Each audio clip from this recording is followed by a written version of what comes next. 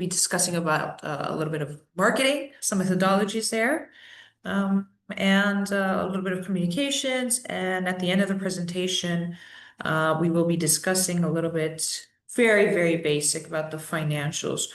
Some points that you, as an entrepreneur, you have to keep an eye on early on when you're building a business. So I think if you're all familiar with the business model canvas, this will help you, if you work on the business model canvas, it will help you create, let's say, the basis, the foundations of the building blocks, building your business. So if you have a business model canvas worked and developed, it will help you a lot to answer these questions you will see in the presentation going forward. So marketing and sales opportunity. In the agenda, I've also added, as mentioned, a little bit about financials. As Irini mentioned, I'm Maria Gabriela. I'm CEO of Envolve Entrepreneurship, one of the longest standing startup and innovation support organizations in Greece. Co-founder of One and Olive, a multi-awarded and innovative premium olive oil brand. We're based in Southern Peloponnese. And even though we're in a traditional market, it's very much tech-enabled, very much, there's a lot of R&D behind this multi-awarded product. I'm also active in, let's say, civic engagement. So I'm a board member and treasurer at my local sports club, Paneonios. It's the oldest sports association here in Greece. A member of the board of the Hellenic Swimming Federation. And I'm also a startup and agri-tech mentor.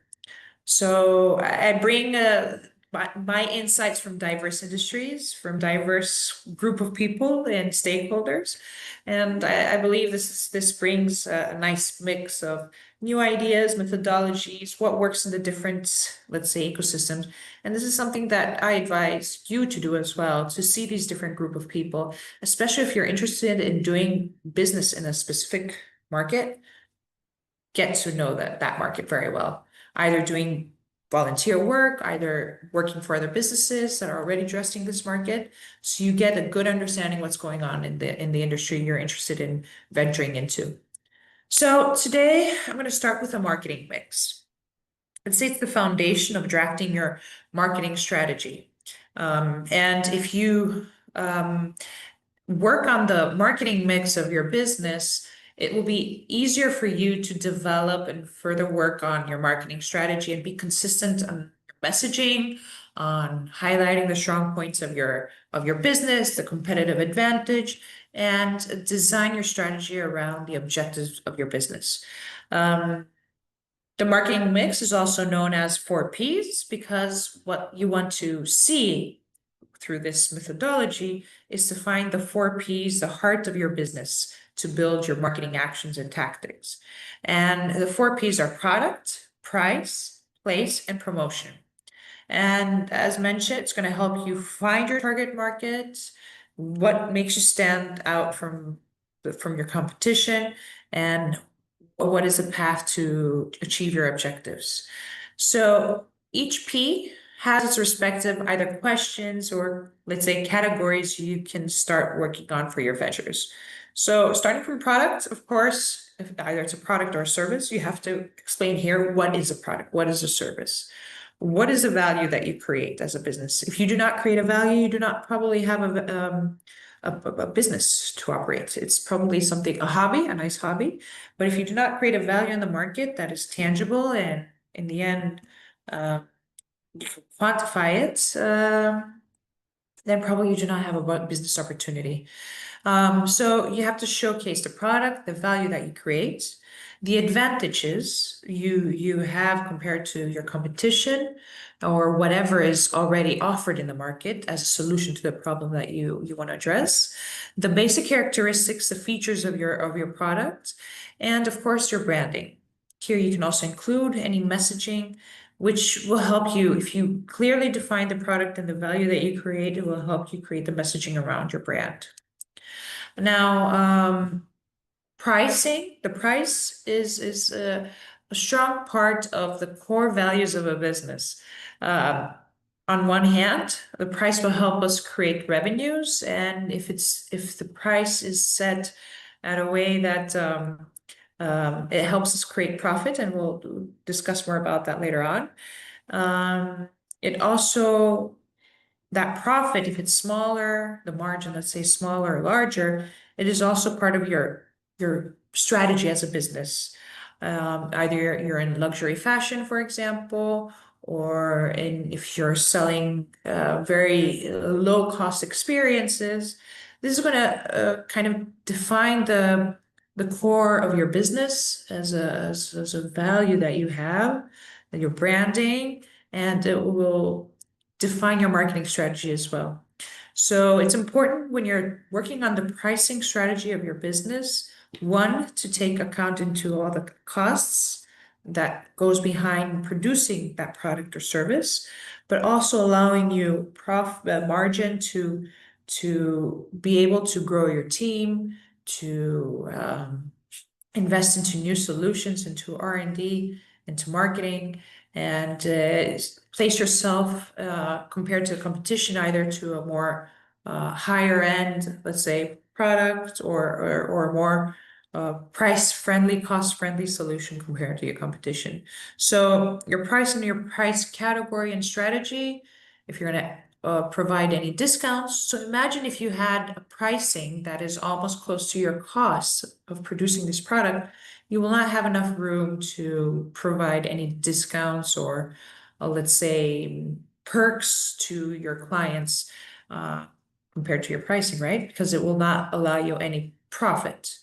There are some cases where you can do provide discounts without making any profit, but it has to serve a wider your wider marketing strategy.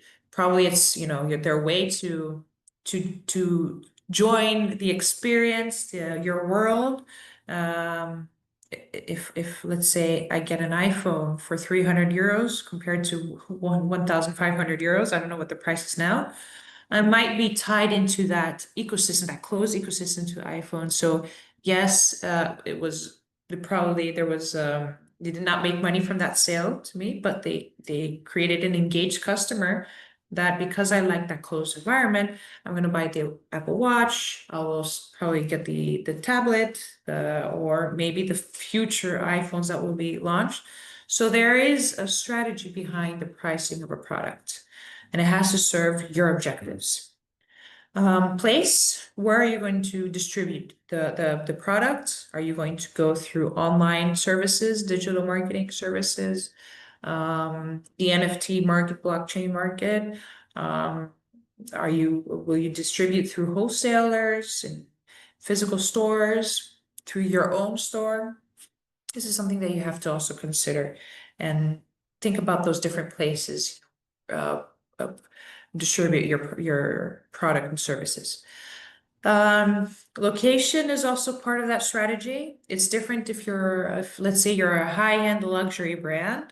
It's different if you open that store, let's say in a neighborhood that is mostly mid to low income people living in that neighborhood, versus a very high popular neighborhood that probably has higher income, net worthy, let's say, potential buyers. So location is also part of a strategy of your marketing. The logistics that goes behind distributing your product, and what areas do you want to cover? When I launched my olive oil business, I thought that I could actually trade wherever I wanted across the world, but I didn't think about all the different logistics that went behind distributing olive oil. For example, in the US, in Brazil, in Iran, Africa, and Australia, and Canada. It was very difficult because you have to go through so many different stages, bureaucracy, finding the right vendors, who is going to do uh, the import to the different countries.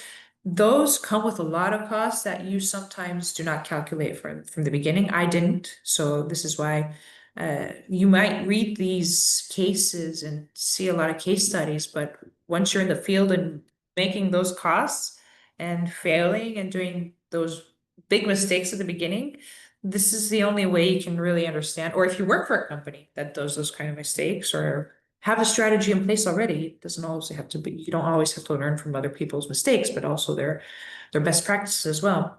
But for these go include a lot of underlying costs, processes that you should also take into account when you want to address a specific market. And why am I mentioning this? If I have no intention to sell my olive oil into Brazil, for example, it will not be included in my marketing strategy. If in my online ads, I will not include Brazil as a region because simply I can't serve that region. I can't cover that region. So I'd prefer to spread that costs and the marketing costs to countries that either are high priority to me or I also want to um, um, enter a new market, rather not serving it at all. And promotion, as I'm mentioning a lot about marketing spending, it's the advertisement you want to reach customers. It includes all the campaigns and discounts that you offer around the product. You might have specific campaigns around, let's say, a new location that you're opening, and you want to provide special pricing to these new clients. Sales promotion, a lot of public relations, digital marketing. If you're going to have any physical events, if you want to sponsor any other events, if you do a product placement, for example. So these are the basis of your marketing mix. If you can define these 4 Ps, it will help you build your marketing strategy. Other piece to consider, even though they're not part of the core of the marketing mix, you can also consider the people that will be involved in your marketing strategy, who will do the creatives, who will do the promotion, the ads. If you take place into exhibitions, for example, what kind of people are you looking to communicate your brand into big, let's say, expos and F&B, for example? You want people that know the industry, that can be the face of your brand.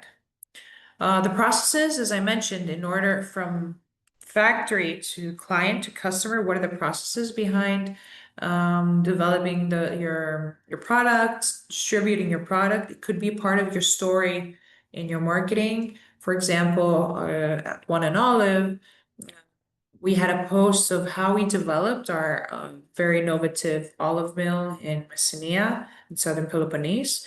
And this is part of our marketing story because this way we can showcase the work that's behind this brand. It's not just a white label olive oil business. There is a factory behind, there are people working on it. We provide opportunity to locals to work in this business. So, and if you have physical evidence of all this work that you do, it will help you support the brand, trust in the brand. Because imagine today, my partner, he sent me a site that has very nice clothing and at a very attractive price. But I was kind of alarmed at the beginning because I couldn't see the physical evidence that this is a legit store, a legit e-shop, because there's a lot of scamming online that want access to your credit card numbers. So I was looking online to see if there are any reviews, if there are any pictures of their distribution unit, of their offices, if they have a showroom. And if that's missing, if that physical evidence is missing, then you're not building trust and rapport with your clients. Any questions on the 4 Ps? Any questions or comments? Let me check the Zoom really quickly. I think I don't see anything, right? Okay. Yeah, I don't see anything in the chat. So I'm continuing. Cool. Now, to the sales and marketing strategy. As we said, we defined the heart of our marketing strategy.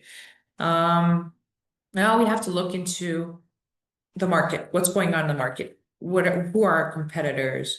Where do we stand out?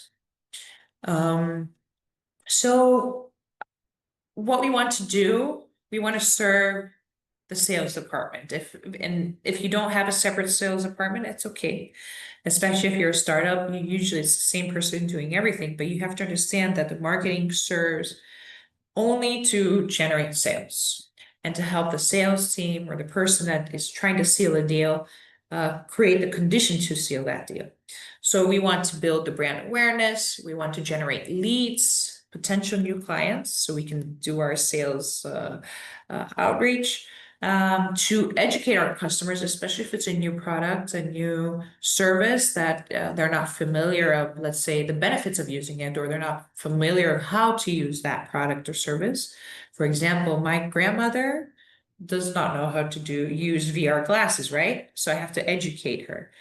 Probably she's not my average customer, right? So this is going to help us understand why we need to target our clients. It's far more expensive to educate customers that are not part of our target market, rather than accessing a market and targeting a market that is ready and wants your product. Potentially, my grandmother would want to see us through VR cameras because she lives in the States, and she would love to see us every day through her VR glasses. But she has let's say the pension, whatever, to buy it, but she's not your average customer, right? Because the cost of educating her and to learn how to properly use those VR glasses, it's much higher for a company to do. So it's not efficient. So you want to create the demand, you want to build credibility and trust around the product, not only before making that sale, but also after. What kind of customer support will you provide and how? How are you going to build a relationship with your customers so they're loyal and return for more services, or convert that into a monthly or annual subscription? You want to support the sales team with a lot of information and material they can use for their sales pitch. And of course, you have to always follow what's going on in the market. What do they need? What are their main problems? What are the trends? For example, this is something I always mention here in Greece, the pharmacies. If you the average large family pharmacies in city center, they have become, let's say, the one-stop shop for Korean beauty. There's a huge trend on social media on Korean beauty products. And a lot of the youth, and not only, they're very hyped because of these trends on social media. Everyone wants to try Korean beauty. Even I, I have tried a lot of products, even though I still have acne, and I'm not supposed to be testing different products on my skin. You know, when you're on social media and you're super hyped on a product, you end up trying to find it and buy it. So a lot of pharmacies that see that hype, listen to the market demand, um, they acted fast to stock on Korean beauty and create a specific section and promote that section, um, because of those products. And that brings customers in your shop. Even though the first thing you think about a pharmacy is, okay, I have to go there and get my medicine or get some painkillers. It's not the first place I would go for skincare or for makeup. But now they're hopping on this trend, to serve this demand. And now lately, instead of going to shops like Sephora, I'm seeing a lot of brands, but it's important for you to understand. And so instead of going to Sephora or Macy's or whatever, the malls, to get the makeup or whatever skincare I would like, the first place I would go is to pharmacies, because I know that they understand the demand, they understand the trends, and they try to serve it as fast as they can. And as mentioned, you want to create and maintain a loyal relationship with your customers. So your after sales is very key. How you keep them engaged is key, and it should be part of your marketing strategy. So all of the above help the sales team do their job, to close deals and make sure that their clients are happy even after the sale, because there is a point they're going to have to renew, let's say, their subscription, or they won't have to create new sales for new products and services that you're bringing into the market. So if the above is strategically designed and implemented at a good quality and efficiently, you're doing half of the job a salesperson needs to do. But of course, sales is very difficult. And only when you're on the field you understand how difficult it is to create that sale. Now, for the marketing strategy, when you're just designing your marketing strategy, um, take into account a little bit of the following categories. One is your vision and mission. You have to be clear about what your vision is as a company, as a team. What are your core values? What are your long-term goals? What is your the biggest dream about your company? In an ideal world, how would you see yourself and your ecosystem? So here is the opportunity to be inspirational. Of course, okay, I wanted to become an astronaut. I'm not. But I I can't align that to my vision as an entrepreneur or my vision as CEO of Involve Entrepreneurship and say that, I want to create a global ecosystem where I can help founders find the support they want in an early stage and help them accelerate into new markets. So, and maybe I can tie that to my childhood aspiration of becoming an astronaut and say, I want to be a spaceship for them so I can help them travel around the globe faster and see those big problems the markets see as a small, tiny problem, like we see Earth from a spaceship. It's small, and our small problems are actually solvable, right? So here is the opportunity for you to be inspirational about your business and set the long-term goals. You're creating a lasting relationship with your customers. So them knowing where you want to be in 2, 3, 4, 5 years from now, 10 years from now, it will help them decide if they want to become a loyal customer or not. And that consistency is to your vision is very, very important to what you're building as a brand.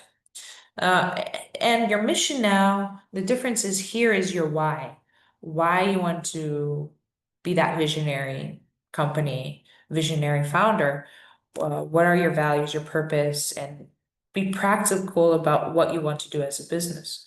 Um, for example, as I mentioned about Involve, our values is our key value is to be an open, let's say, open innovation agency.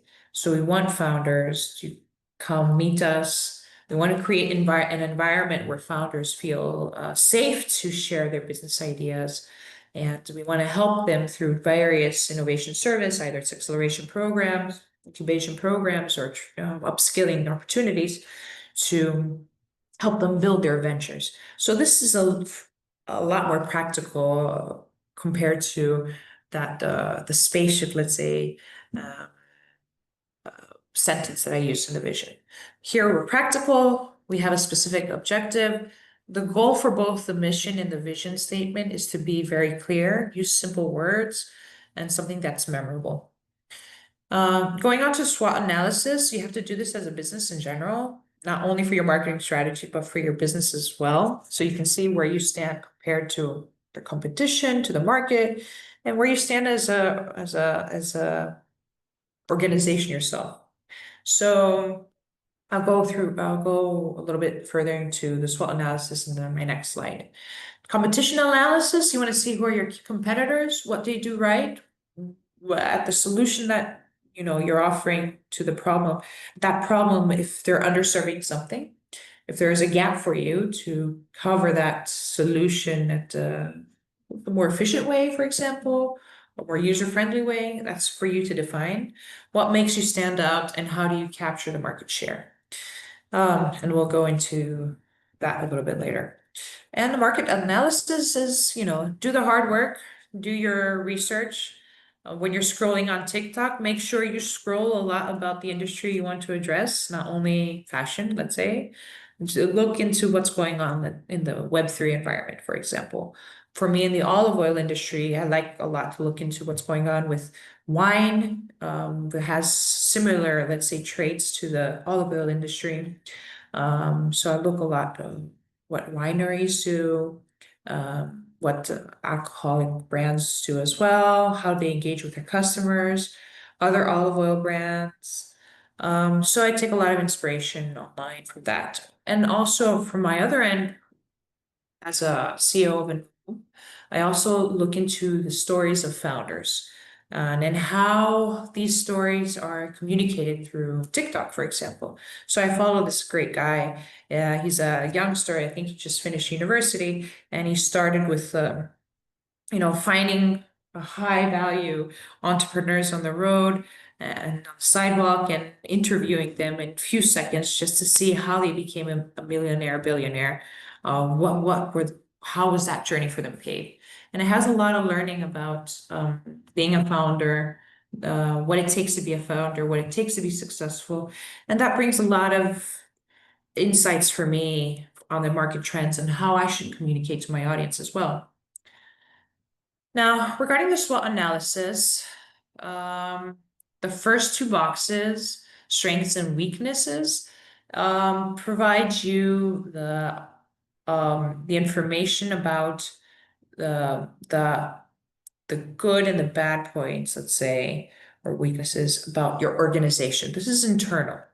And opportunities and threats are referred to the environment, your external environment, what the market is like, what the competition is like. So this is the external environment. So on strengths, you have to kind of define what are your key strengths, your advantages as a company. Do you have something that's tech enabled and it provides you efficiency to your production unit? For example, in our case, we had one of our key strengths, and it's a core part of our business as we communicate our brand, is that we are able to produce olive oil in 14 minutes versus what the competition is doing already. The traditional method is an hour and a half production process. And so with us being able to produce olive oil in just under 14 minutes, we are able to have a higher yield, and the production method also allows us to have a higher quality compared to what we used to do in the past. So this is a key advantage. It's this core strength of my business, and you have to define that for you as well. So anything that makes you unique, that makes you stand out, that is part of your core of your business, this should be stated here in your strengths. Now under weaknesses, you have to see, oh, there's a wrong copy paste here. Your weaknesses, what do you not do well? What are you missing in your resources? For example, when I first started, I did not have a production, I did not have a bottling unit. So I was able to produce high quality olive oil, but I was not able to bottle it. So that was a weakness because this was part of the, let's say, the value chain that I had to outsource it to another company. But I turned that weakness into strength because I invested in my own bottling unit. And now back to the external environment, the external factors, the opportunities often gives you a little bit of more insight of what's going on in the market, the trends, what are the opportunities, untapped needs, any unsolved, underserved problems in the market, and any tech trends that you have to keep an eye on. Now, a lot of companies now, as I said, I've mentioned a lot in many of my presentations. In the beginning, if you had AI on your pitch decks, all investors would invest into anything that had the word AI into it. Now, investors assume that you have something related to AI, either in the way you communicate with your customers or it's a core part of how you create a service. So tech advancements, they either can create an opportunity if you're one of the first movers in the AI, for example, or on the other hand, it's a given. So that opportunity is not that much of an opportunity, right? And threats, what are the challenges that you have in the market? Maybe it's a new market that has a totally different culture. Probably you created a brand, let's say, where, for example, the color yellow is considered bad luck in a new culture, and it's a key element of your brand. So you have to see a lot, you have to do that research in the market and see what could be a challenge into venturing into new markets. Are there any changes in the consumer behavior? For example, I mentioned a lot about Korean beauty. Maybe more traditional, say, well-known brands see a decline in their sales in specific products. Are there any economic or political, environmental factors you also have to keep an eye on. And this is something that we've seen a lot, especially the last years where the political aspect has been and through a lot.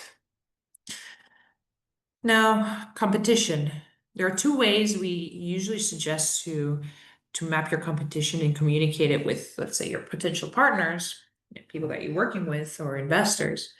On the left hand, what we usually do is um, uh, in a table format, you put your own brand and you put your key competitors, either it's direct or indirect solutions that are either similar to your business or serve the same problem but in a different way.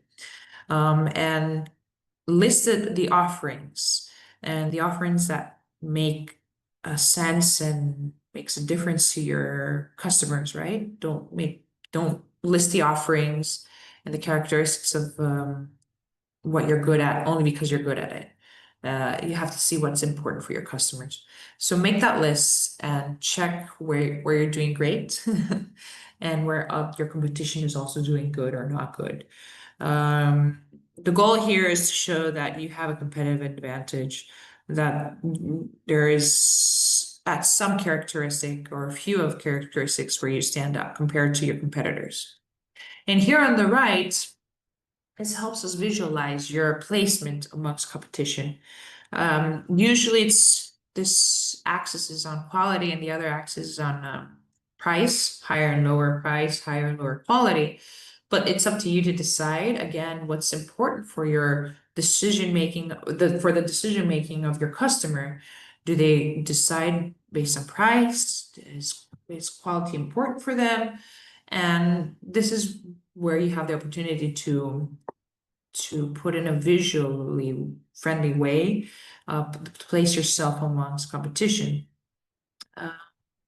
And if you're in a, let's say, if you're positioned in a place that is very crowded, that means that you probably not have much room to get a market share.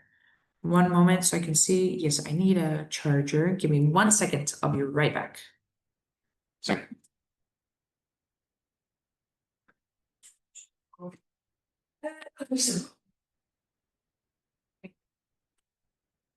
Sorry. I don't know if it's working. Let's see. There you go. Really? Perfect.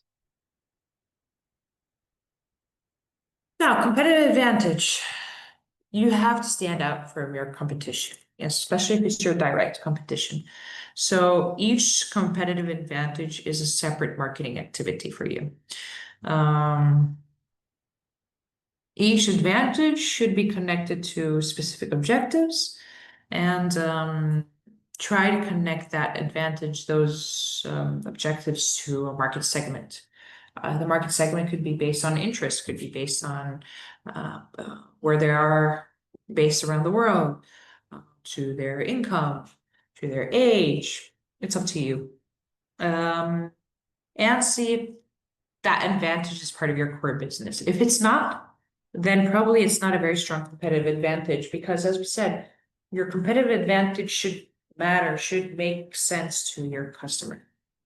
Or else, let's say you have an advantage, but your competition is doing something that they're solving the problem already for the market and at probably a better price. I don't care if you do it faster. If I have the same result with a couple of seconds slower, then I probably go to the cheaper solution.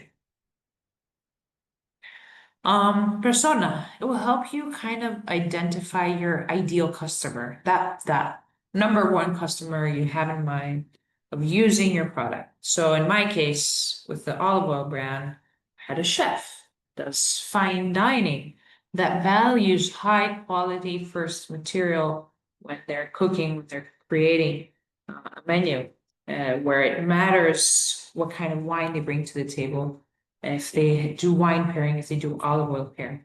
So my ideal customer looks like him on the left. But think about your ideal customer.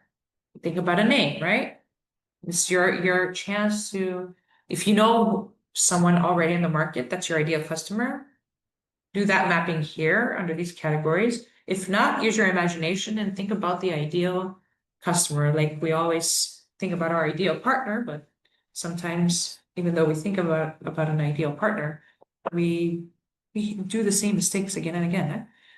So name, title, what kind of work do they do? Gender, if it's important for your business. The age, location, some key information about this person. A short description. What do they do? What is their background? Do they have any studies? Have they worked? Do they have work experience? Are they in a specific industry? What motivates them? What are their needs? What are their favorite brands?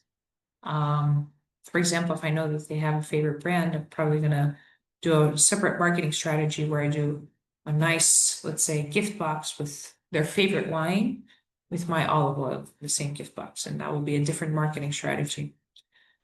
Where do they get their information? Do they learn about trends on TikTok, on LinkedIn, on blogs, news? If they're looking for a new solution, where do they get that information from? From other professionals? What are our opportunities through this person? And what are the challenges? The challenge could be that that ideal customer probably does not work in Greece, for example. And once you've defined this persona, think about how they can interact with your business, how they learn about you, how do they consider your product, what helps them decide on buying or not buying that product. How do you serve that customer? Do you send that product to their home? Do they buy it from the shop? Is there any after sales? How do you keep them loyal, right? And this is a nice tool. Try to experiment, see online other companies, other case studies using this. Here you want to see the different actions that customer takes for each stage in either learning about you, deciding, buying your product, and staying a loyal customer. And what are the different touch points, how they interact with you through website, email, social media, in a physical shop. And you want to depict that experience, if they're happy or not from this experience. So if it was hard to find you online, to find my olive oil, and I know it's difficult to find my olive oil to buy it from physical shops, for example, that's a pain point for my customers. And there is a solution for each phase, and it's up to you if you want to make that experience better for your customer.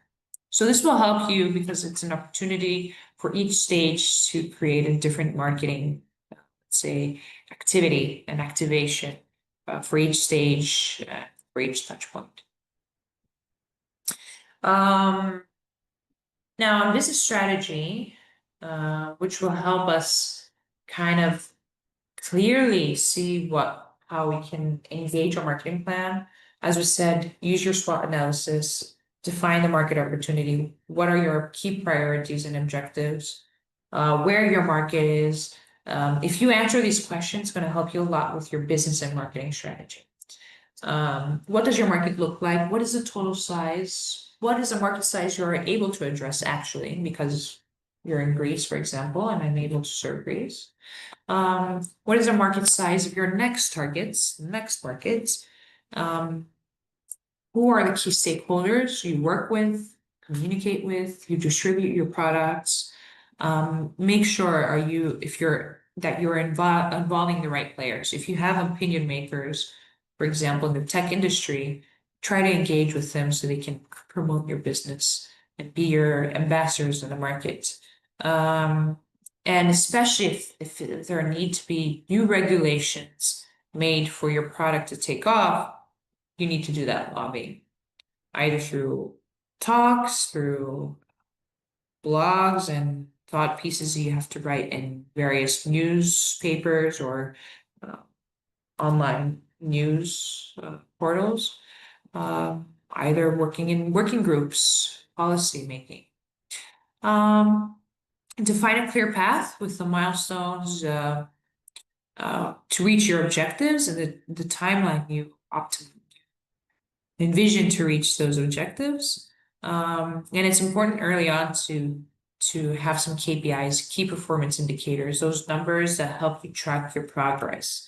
Either it's the budget that you spend, it's time, as we mentioned, the number of customers that you're onboarding, the number of customers that are loyal, that are returning, and you need to start planning for the risks and the things that you haven't thought of. As I mentioned, when I exported in Brazil, a large order, there was a huge risk I did not plan of, and I had never thought of it.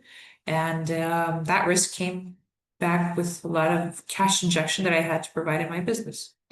I mentioned in the beginning of my presentation that the business model canvas, if you have it in hand, it will help you respond to most of these questions. It's the map of your business. So as I mentioned, entrepreneurship is not something that you can learn, but there are tools and methodologies that will help you a lot in your journey when you're building a business. So the business model canvas will help you answer those questions. And these questions here will help you kind of get into problem solving mindset so you can find the solution to either the problems that you have internally or the problems in the market that you can address and have an opportunity to serve. Going on to the communication strategy, it's important to define if you're selling directly to the customer, through a business, through a wholesaler, and this will, compared in combination with the marketing mix and the marketing strategy mentioned before, it will help you see if it's important to reach your audience either offline or online or both. Offline include exhibitions, one-to-one meetings, media, press events, sponsorship, product placements, and events. Printed material, your flyers, any roll-up banners, postcards, any networking or associations. If you're members of any associations, it's an opportunity to promote your business there and communicate your business there. And online, we have a lot of live events, newsletters, social media, TikTok, Google Ads, remarketing, your website, your blogs. What you want is to create a well-informed view of your business, the values that you have, and the value that you create. You want to build trust in your brand. So this is something that you have to do both online and offline.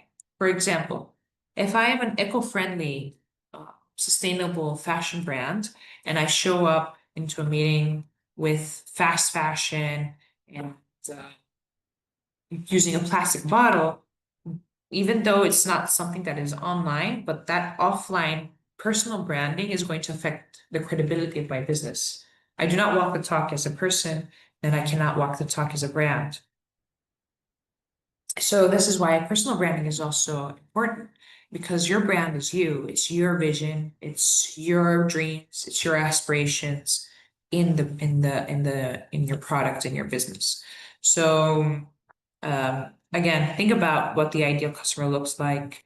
How they receive information, as we mentioned in the user persona methodology. You want to have clear messaging and focused, aligned with your objectives. See what the competition is saying. What is their story? And see what do you share with your audience. Does your story align with their needs? Does it align with your objectives as well? And if you're saying something that is totally different to your objectives, then the customer can see that difference, and it will not be perceived as something genuine. Highlight your strengths. If you have a competitive advantage and that is important to your customer, make it strong and clear in your marketing activities. As we said, value is key. If you do not create value, you do not have a business case. It's important that you showcase the value that you actually create and not what you claim. Because sometimes we aspire to be something that we're not. And if the customer sees that difference, they probably will not trust the messaging. So don't wait for the perfect vision of your product and service to sell. you'll miss the opportunity for sure. I will tell you that. And we've seen that from the businesses that we've supported through Involve Excel. You see a lot of teams that they have a hyper fixation to their product and service. They want something perfect and working perfectly before launching to the market, but they miss the opportunity to the competition. And you see it, the competitor selling, addressing the market. They have the first movers advantage with a much underperformed product and an under-designed product and service. And they're making the sale, and they're making the market kind of aligned with their brand. So when it's your turn to enter that market, when it's not untapped anymore, they have that first movers advantage, it's a lot harder for them to get to learn and trust you. It helps to start building on a communications kit. It will help you support your comms needs and your marketing needs. Starting with the media kits, it's something that you can use on your platforms like Notion. This is what we use for Involve. If you go to our website, involveglobal.org, and you scroll to the footer of our website, you will see, I think it's media toolkit or news toolkit. So if you click on that, you're going to see our logo in there, our latest PR, social media handles and descriptions, any photos that we use. So this is something that you can build, and it's easy because you can share it with media if you're doing any kind of press activations or press, let's say, your press needs, or if you want to share quickly and easily your brand identity with potential partners or your graphic designer.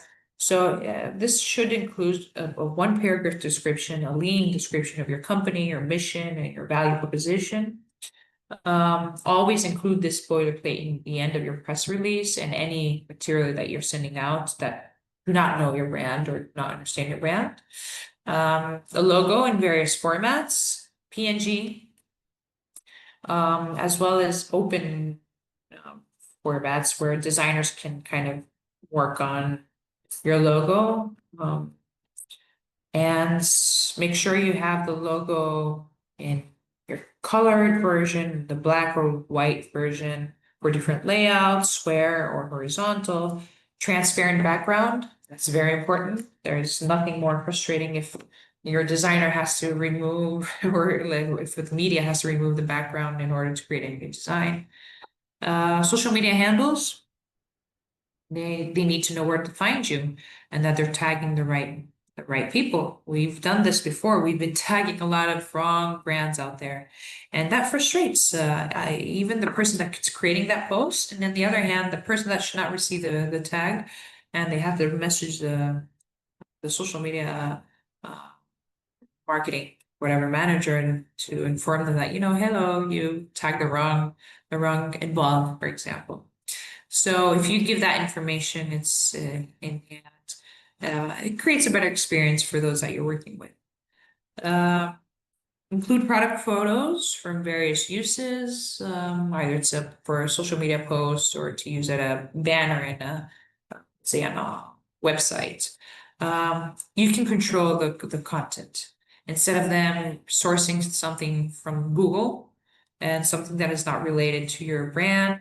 But alone imagine if they search Maria Gabriela Anagnostopoulos and they see a different picture, and that's not me, and they use that picture of a total stranger just because they happen to be in the same article with me, and Google decided to serve that picture to that person instead of mine. So in this folder, include the headshots of your teams, the spokesperson, and your product or services. If you have any demos, include that there as well, as either in a video or picture image format. Contact information, if someone receives, let's say, a newsletter, PR from your brand, they want to know who to contact if they want to, let's say, have any media requests or they want to buy your products. And it's always helpful if you decide who the spokesperson is for the key public relations of your business. So if it's major exhibitions, major news outlets, that spokesperson has to be the main person. communicating your brand and your vision. Guidelines on how they can use your logo, your social media posts, the text that you're sharing with them, and include the latest press release you want to post live. Now, this is something that the sales kit you do not share with media, but this helps to kind of collect the information that and the material that you're building for your marketing needs. So if you have any scripts for your sales team that does cold calls for sales, have clear and standard messaging aligned with your objectives and your goals and to the target market for your sales team. Include the follow-up questions and any details that will help with, let's say, example, how you handle after sales. A sales sheet is a 1 or 2 pager describing the product characteristics. If you're, let's say, a software and it's important for your customer, any cybersecurity specifications that you might have, include that in your sales sheet. If you have any certifications that is important for, let's say, you're working with a big pharmaceutical and they have to work with only certified solutions and businesses that have specific certifications, include that in your sales sheet if it's part of their decision making and it's important for their decision making. Any presentations, demos, as I mentioned, the price lists, flyers, brochures, company overview, have all those different resources and materials in one folder. It's developed by the marketing team to support the sales team. Email and message templates, so we can make sure that we're always consistent on the way we work with partners and potential clients. Keep our messaging short and clear. We want them to focus on the value and not and the objective that we want to achieve, and not, with cheesy words that kind of decorate the way we communicate with our audience. Now, Maria, do you want just to take a breath? Maybe yes. Yeah. If someone has a question. Sorry, let me mute. Same time. Any questions? Yeah. Any questions? Any, I don't know, specific questions for your cases? Based on what Maria has said so far and what she has presented, any challenges that you try to apply something and wouldn't work for you based on your personal branding, your marketing mix, your communication efforts, and I don't know, something in general, or something that is not, it was not clear to you and you need some more clarification. Feel free. Even if you want, you can write us on the chat. If you feel more comfortable to write instead of raise a question like in person, that would be helpful for you, I guess. Don't leave yourselves with questions. If not, okay, we can continue and then conclude with some. Okay, so we have Amir, if I'm saying right. Question. Sorry, what? Amir? I see a hand. Yes. Thank you so much. Hi. Yes. Yeah, thanks so much. Actually, I just wanted to ask about the competitive advantage. Sometimes it is not something tangible that you can distinguish your business between the whole businesses in your field. So how could we make it? Yeah, so if it's not tangible and if it's not clear, then it's hard to define it as a competitive advantage. So it's important to see the competitive advantage. It either could be a quality, a value that you create, or it could be something quantifiable, like limited time, lower pricing, better user experiences, let's say something that is more on the quality side. But it should be tangible, it should be clear. If you want, you can give me an example for of such a case. For As I example, said, Mhm. yeah, my company, for example, they are making training services in Cairo. So there is so many hundreds, thousands of companies that they are making the same service. Yeah, So to be able to distinguish what is my competitive advantage between all of them and to make it clear as well for my clients, it's really, really hard. yeah. And what makes you different as a business? Do you Uh, something, do you provide, let's say, better content, better experts, uh, giving these I, lessons? Mhm. I could say that we have more access to the target groups that I could say our clients in this case, target group, and we have access to updated content that is Mhm. created.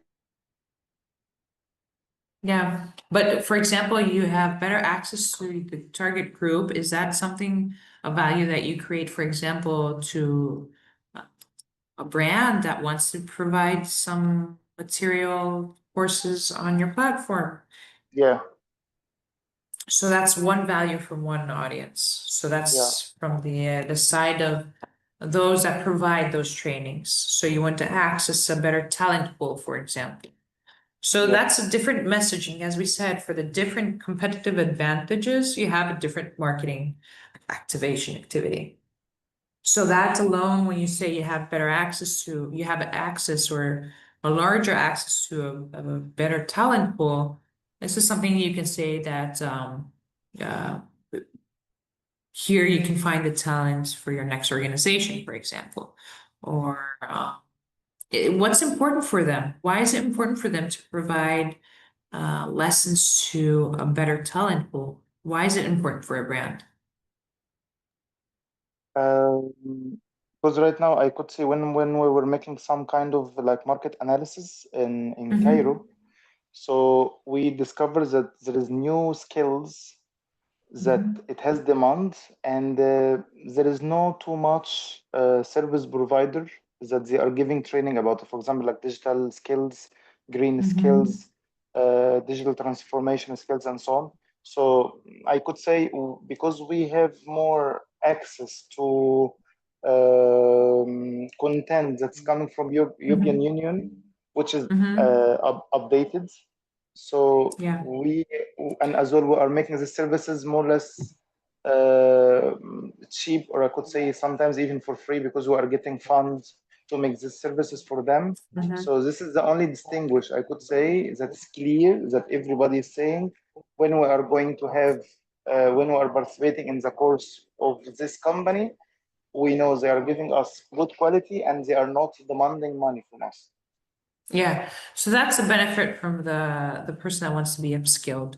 So Yeah. from the brands and from the, let's say, Involve, they want to provide a course through your platform, our Mhm. organization. What's the benefit that you create to Involve? What do I Uh, get from? Yeah, for example, we have access to the target group. We have our community. Actually, for example, we have community which has around like 21,000 Mhm. members that they are our community that we built within 10 years. All But of why them, is it important? Why is it important for me as organization? Is it because I want my brand to be well known in Egypt, for yeah, example? yeah, for example, it could be. Or do I want to find new talent? What is you have to think about what do these companies gain from their end, right? So you can find your competitive advantage there. So you have access to high talent in Cairo, for example, in Egypt. Um, you're in Egypt, right? I didn't misheard, right? Yeah, unfortunately, Okay. I didn't hear last sentence. Yeah. So for example, for you to find your competitive advantage for the brands that want to provide a course, organization that want to provide a course on your platform, you have to understand what makes a difference for them, why they should select your platform to provide a course. For example, I know, for example, SAP, the CRM Mhm, software, they mhm. provide upskilling opportunities because it's an opportunity for them to create a talent pool for those that want to start using SAP solutions that creates more sales. So for example, you can say that you can, to those big brands, those bigger corporations, tech corporations, that, you know, you'll have access to the very best of the Egyptian talent market, for example. Okay. So you have to think, if you have a big, let's say, access to the large market pool, have a good, let's say, a user base, that makes you stand out compared to competition in your region, and that's important for your region. And this is something you should showcase. But if you want to now kind of compete with larger European marketplaces with Udemy or other talent platforms, then the competitive advantage changes there. You have to see what makes you stand out. Either it's the talent pool, either it's the language those lessons take place in. So this is something you have to really, really look into. It has to be tangible. You have to stand out. Okay. I will put it in my consideration. Okay. Thanks so much, Maria. First, So, Párgalo. Párgalo. Perfect. So I'll go on to the rest of the presentation, and then of course we can, because it's a lot of information. I'm sure most of you have a lot of questions, but it's totally up to you to, you know, get this presentation and start answering the questions. Yeah, actually, the event here today is to touch upon a few basic things, initial stages of personal, individual endeavors on entrepreneurship. So that's why we try to cover a few different areas with a lot of information. But this is just the beginning, as Maria said, and the aim is, Maria gave a lot of different examples on different markets, from food industry or cultural industry, or maybe products that combine, or services, both different or different markets.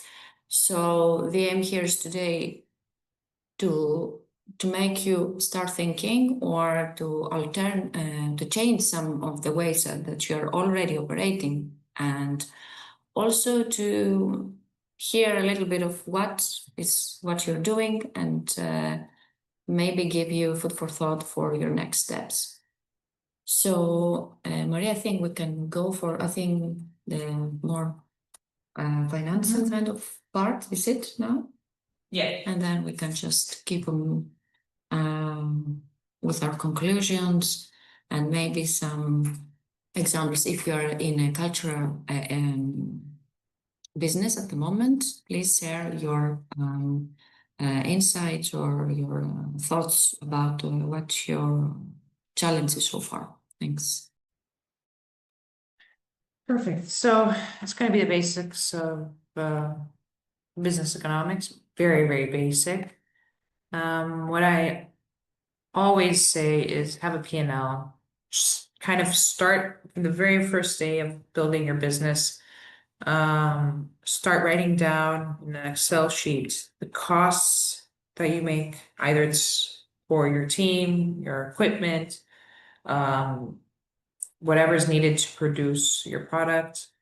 And when you start making those first revenues, just try to depict, where do these revenues come through from? Was it through a subscription model? Was it through your online shop? Was it through tickets? Try to put those different revenues categories. It will help you follow the trends. You'll see if you have more revenues, for example, through your e-shop, then maybe it's worth increasing your marketing activities on your digital presence. Or if you see that your sales in your physical, let's say, museum is declining, see what you can do to increase those sales there. It will help you if you do this on a monthly basis, and you have a monthly overview, and then as the years go by, an annual overview of the revenues, how you make money, and the expenses that you make. It will help you understand how the business is performing, what are the pain points, Where is there room for, let's say, of improvement? And on the other hand, it will help us see if we're making profits and when we're going to break even. Break even is a point where our sales and expenses are equal to zero, and after that, we are starting to make some profits. You know, we have money staying in the bank and we're able to grow after that. So what the three categories we're gonna keep an eye on is one, what is the cost price? What's the price that is needed to spend to create the product that I have, the service that I'm building? So what is the cost of this? What is the price of this cost in order to bring this product in the market? Now, here we do not include the rent and utilities. This is the actual numbers behind the product. And then below you have the selling price. What price do you want to sell the product? So this selling price has to be higher than the cost price, as I mentioned early on in my presentation. And then the other thing you should keep an eye on is the operating expenses, the wages, the salaries of your team, transportation, rent, any repairs, if you have any, let's say, debt, or any interest that you have to pay, this goes here. And regarding, as I mentioned, the selling price and the cost price, the way you have profit is if the selling price is higher than the cost price. And this is how you kind of estimate the profit that you're making as a business. And if you want to see this as a percentage, the percent of a profit, you put the profit versus the cost price times 100. And as I mentioned with a P&L, it's in a whole Excel, but it's the easiest way to kind of depict the costs and the revenues of your business and have a better image of what's going on. In order to see what are your earnings, the income that you have, what stays in the bank, or the losses that you have before paying any interest, before paying any taxes, before depreciation, amortization, it's the net income, which is the revenues, how I make money versus how I spent my money. And then you can see if you are profitable, if you have any kind of income or you have losses. So this is really quickly some key things you should keep an eye on early on in your business regarding the economics. So thank you. This is it for me today. Here you can have my email. Happy to answer any questions you have. I'm aware that you will share reading my presentation with the attendees. But in any case, you can reach out to me on LinkedIn as well. Yes, exactly, for sure. So that's your last sentence, guys. If you wanna have a question, I could ask something. For instance, since we're in a cultural project, and this is something that we are trying to figure out about this traditional market and how to be innovative, because innovation, it's not only about a new product, but also it's about a process. So or as we discussed before about the competitive advantage, be an innovative step in a process before we kind of give our final product to the market, or as you said, Maria, earlier about the timing, reducing the timing of producing something. So I would like to ask, from all these different business cases and different SMEs that you have already assessed, maybe hundreds of thousands of them so far, I don't know if have something stuck in your mind in, let's say, traditional culture, tourism area that you found as very innovative or different, or that made a really good change. Or if not, if you haven't addressed something like that, what do you think would be the most important 2 or 3 things that could be made that the people that they're addressing, the operating in the cultural tourism would focus more on their marketing strategy, let's say, or the business case. So yeah. So listen to what your market needs. Everything starts and ends with the market, their needs, their problems, and the solution that you provide. And if that solution is something that they can access, for example, I can solve a person's needs for communication with this mobile phone. It's a Xiaomi that's worth 700 euros. And I can also serve that need with an iPhone that's a couple of €1,000, right? The latest iPhone. I can also serve the need of communication with a 10 euro mobile phone. That need for communication, the objective communication, can be solved with all three services, but it depends on the market need, the audience that you're accessing. Then you have the different offerings for communication. So my mother, for example, she's now in the US, she communicated to me through a video call on Messenger, because she also has an Android, a Xiaomi, right? So I can solve her communication needs with my mobile phone, with Messenger.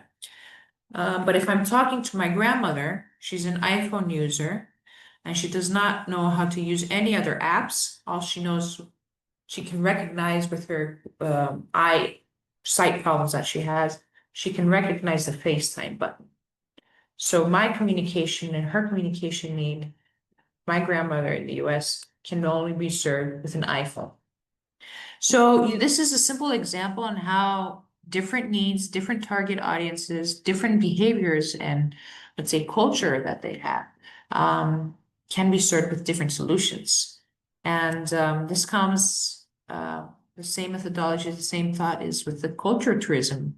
What is your audience? Where are they? How do they look like? What are their everyday, lifestyle? Are they used to being on the phone when they're traveling abroad? For example, if I go to a new city, I like to walk on the streets. I like to enter the different shops and taste the different foods. I like to go to the museum and see the artwork in person. But I do not like tour guides. I do not like reading the handbooks of museums. And if I want to learn more about a painting, I would love to see something a lot more immersive that will take me into the time of the painter's thought process and his or her inspiration. So that's my case, though. There are different needs for different tourism or visitors, or museum visitors, or cultural experiences, end users. And you have to see what is their behavior like, what is their lifestyle like, what kind of phones do they usually carry, how do they usually experience a new city activity, and see if your solution is aligned to what they're looking for in an experience. Tech is important. It doesn't always have to be a tech product. It doesn't always have to be virtual reality in a cultural experience, but you can have something tech enabled in the way you serve or communicate with your audience. Especially if you're a new establishment, if you go to Paris, for example, you're going to go to the Louvre. If you go to Amsterdam, you're going to go to the Van Gogh Museum. There are some highlights in those big cities, but if you're a new business in the cultural industry, you have to create that visibility to your audience. So you have to find those different ways that you can make them come to you. And that's when the tech-enabled solutions come. Either it's integrating an app, you can create a city app, a city guide, where the key highlight of that city guide is your cultural business, right? So it doesn't always have to be your business promoting your own business. Could be an indirect way to drive audience to your business. It could be blog posts. You could do a lot of blog posting. It could be something that is online, a guide of the city. kind of mapping all the cultural activities and experiences, and then for a new visitor of the city. And amongst those different experiences include your own business. So there are a lot of ways. Either you provide a real, true innovation technology, integrating that into that user's experience, or using technology to reach your audience. So either it's tech-enabled or tech-driven. You have to always listen to what the market needs, how the market works, what is their lifestyle, how they're used to doing things. Perfect. Thank you very much, Maria. Always inspiring, and thank you for the insights, the good content you shared with us. Very well self-explicit. I would like to thank all joining today. I'm not sure if we need actually to make a screenshot, but okay, if someone wants to have their cameras open, we can have a bye-bye screenshot for this session. I'm gonna try to have it in screen. 3, 2, 1.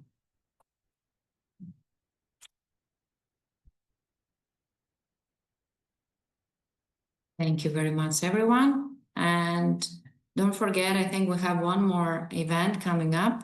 It's on the 3rd of June, same time. That's the last one. And we hope you have a nice evening.